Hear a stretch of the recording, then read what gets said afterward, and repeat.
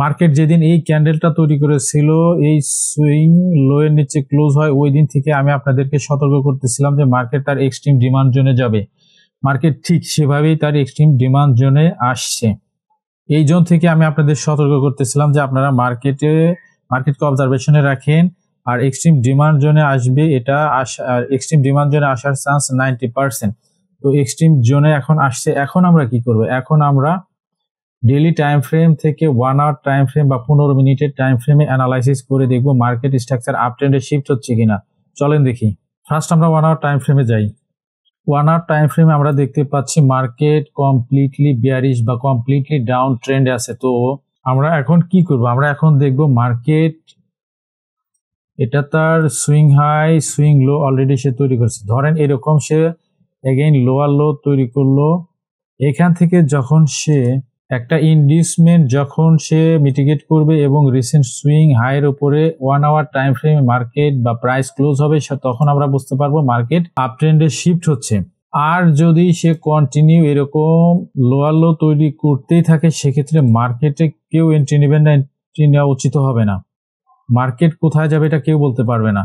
তো আমাদের এখন যেহেতু হায়ার টাইম ফ্রেমের ডিমান্ড জোনে আসছে, হায়ার টাইম ফ্রেমের এক্সট্রিম ডিমান্ড জোনে আসছে, এখন আমাদের দেখতে হবে লোয়ার টাইম ফ্রেমে মার্কেট স্ট্রাকচার আপ ট্রেন্ডে শিফট হয় কিনা।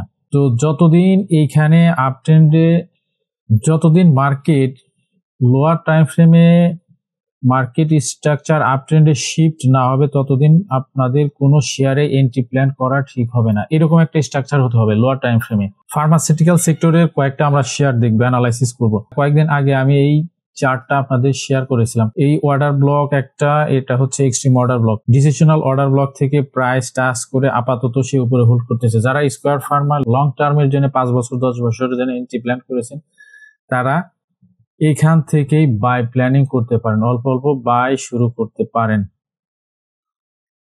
মার্কেট প্রাইস থেকে শুরু করে এই জোনে আসলে অ্যাভারেজ করবেন, এই জোন থেকে মার্কেট উপরে যাবে, এই জোন থেকেই বাই শুরু করতে পারেন। ম্যাক্সিমাম সে এই জোন পর্যন্ত আসবে, এখান থেকে সে উপরে যাবে। যাদের লং টার্মের জন্য 5 বছর 10 বছর, তারা এই পজিশনটাতে এন্ট্রি বা বাই শুরু করতে পারেন। টেকনো ড্রাগ, এই শেয়ার ওয়ান ডে টাইম ফ্রেমে যখন এক্সট্রিম অর্ডার ব্লক বা ডিমান্ড জোন আসবে, তখন আপনারা লোয়ার টাইম ফ্রেম বা 15 মিনিটের টাইম ফ্রেমে যেভাবে দেখিয়েছি ইন্ডেক্সের চার্ট, ওই রকম আপ ট্রেন্ডে যখন শিফট হবে তখন আপনারা এন্ট্রি প্ল্যান করবেন। ওরিয়েন্ট ফুডস নভেম্বরের 6 তারিখে এই অ্যানালাইসিসটা শেয়ার করেছিলাম, স্ট্রাকচার ম্যাপিং করে দিয়েছিলাম। এখান থেকে কিন্তু কত টাকা আসছিল, 360 টাকা থেকে 400 টাকায় গিয়ে সে আবার কারেকশন ফেজে আছে। তো আপনারা এখনো বাই করতে পারেন এই জোনটাতে। এই জোন ম্যাক্সিমাম সে এই পর্যন্ত আসবে, এগাইন সে উপরে যাবে। মিপিএল, এই শেয়ারটা এই জোনে আসলে আপনারা এন্ট্রি প্ল্যান করতে পারেন। ইন্ডেক্সের প্রাইস যখন লোয়ার টাইম ফ্রেমে মার্কেট স্ট্রাকচার শিফট দিবে, তখন সাথে সাথে এই শেয়ারগুলোতে এন্ট্রি নিলে হিউজ প্রফিট বের করতে পারবেন। তো এগুলো সব ওয়াচ লিস্টে রাখ। লাস্ট আমরা দেখবো এশিয়াটিক ল্যাব, এই শেয়ারের জোনগুলো আমি মার্ক করে রাখছি। এই জোনগুলোতে আসলে আপনারা এন্ট্রি প্ল্যান করবেন। আমি একদম সুন্দর মতো মার্ক করে রেখেছি। আর একদম ফ্রিতে সিগন্যাল পেতে আপনারা আমার ফ্রি হোয়াটসঅ্যাপ গ্রুপে জয়েন হয়ে যান। আর এটা আমার চ্যানেল, এখানে আপনাদের জন্য প্লেলিস্ট আকারে ভিডিও রাখা আছে, দেখলে বেসিক ক্লিয়ার হবে আপনাদের। তো সবাই ভালো থাকবেন, সুস্থ থাকবেন। আল্লাহ হাফেজ।